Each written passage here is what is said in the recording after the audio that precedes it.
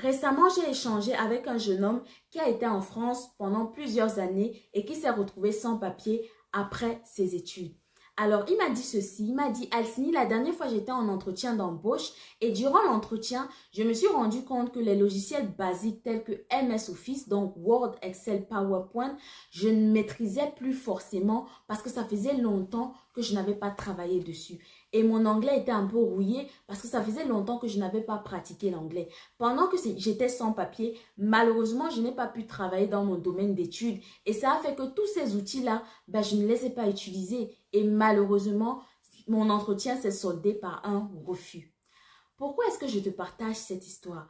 Encore une fois, c'est très important que tu te formes pendant que tu es sans papier pour ne pas te retrouver dans la même situation que ce jeune homme-là. Parce que dis-toi bien que, comme je le dis toujours, cette situation de sans papier a une date d'expiration. Et si après la date d'expiration, tu te retrouves encore avec une autre montagne devant toi parce que peut-être les outils de travail dans ton domaine d'études, tu ne maîtrises plus trop. Et ce qui est normal parce que quand on est sans papier, très souvent, on n'arrive pas à travailler dans notre domaine d'études. On va souvent se retrouver à faire des petits boulots ci et là pour pouvoir continuer quand même à prendre soin de nous, à subvenir à nos besoins. Ce n'est pas mauvais, c'est même une très bonne chose. Mais le problème, c'est que pendant que tu ne travailles pas dans ton domaine d'études, dis-toi bien que les choses évoluent. Le monde change. Il y aura de nouvelles compétences, de nouveaux outils de travail et même au-delà des nouveaux outils de travail, les anciens outils de travail que tu utilisais par exemple avant que tu ne sois sans papier ou simplement durant ta formation, si tu ne les as pas utilisés durant toute cette période où tu as été sans papier, tu seras un peu rouillé. Ce qui est normal, c'est pour ça que je continue de t'encourager. Être sans papier ne veut pas dire que tu ne dois plus te former. D'accord? C'est possible d'étudier en France même quand on est sans papier. Jusqu'à ce jour, il n'y a pas encore de restrictions par rapport à cela. Donc, profitez-en parce que comme vous le voyez avec moi, il y a beaucoup de lois là dehors qui sont en train d'être votées par rapport à cette question d'immigration. Donc, pendant que c'est encore disponible, profitez-en, formez-vous. Il y a des personnes qui vont me dire, oui mais Alcini, je n'ai pas d'argent, c'est compliqué. Je comprends. Et par rapport à ça, j'ai déjà fait une vidéo où je te parlais de 5 petits boulots que tu peux faire pendant que tu es sans papier parce que je suis consciente que il faut quand même vivre, il faut prendre soin de soi. Donc, je te mettrai la vidéo ici. Et si malgré tout ça, tu me dis toujours, oui mais Alcini, financièrement, c'est compliqué, je n'ai pas suffisamment d'argent pour pouvoir me payer une formation, alors ne t'inquiète pas. Aujourd'hui, on est tellement béni. Il y a YouTube. Il y a tellement de ressources sur YouTube, je t'assure. Tu peux par exemple améliorer ton niveau d'anglais. Tu peux même apprendre une nouvelle langue sur YouTube.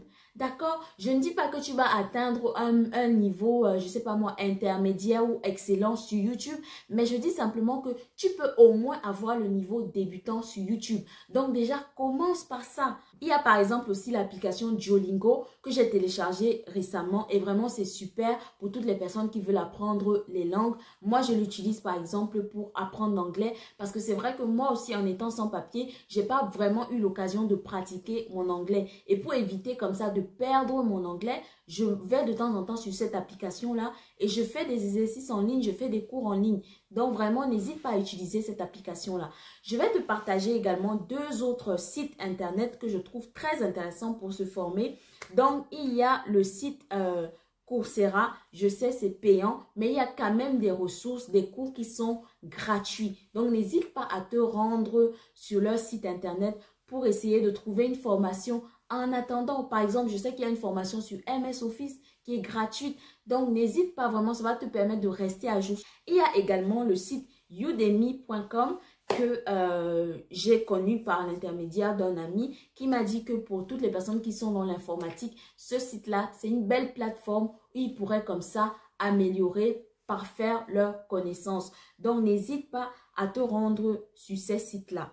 Par ailleurs, tu as également la possibilité de t'inscrire dans une université publique en France si tu as un peu plus de moyens ou simplement de faire des formations et des certifications en ligne.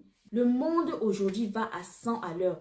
Et ce qui est aussi bien dans tout ça, c'est que aujourd'hui, avec une seule compétence que tu maîtrises bien, tu peux aller très loin. Donc vraiment, ne néglige rien. S'il s'agit de mettre à jour les choses que tu connais déjà, vas-y. Mais il peut aussi s'agir de développer quelque chose que tu ne connais pas encore. Par exemple, je prends un truc tout simple, le montage vidéo.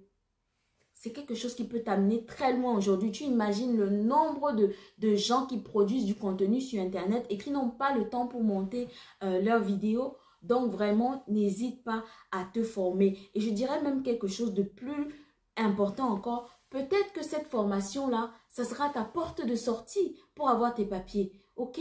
Donc, on ne sait pas comment ça va se passer, mais vraiment, ne néglige aucune opportunité. Et je dis toujours que le fait de rester oisif ne va pas t'aider. D'accord? Donc, vraiment, prends courage. C'est vrai que la France a touché à tes papiers, mais elle n'a pas touché à ton cerveau.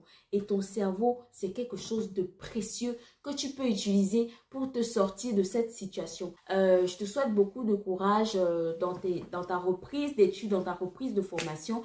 Dis-moi en commentaire lorsque tu te seras inscrite à une de ces formations-là.